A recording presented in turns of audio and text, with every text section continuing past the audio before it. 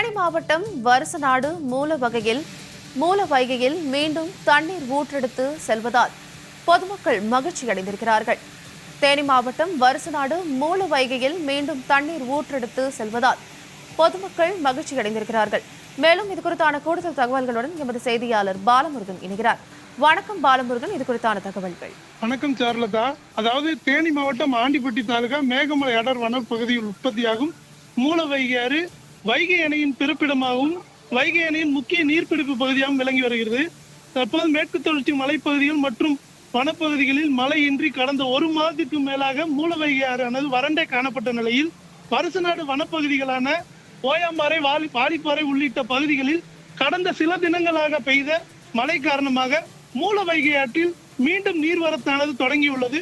ஒரு மாதத்திற்கு பின்பாக இந்த நீர்வரத்தானது தொடங்கியுள்ளது.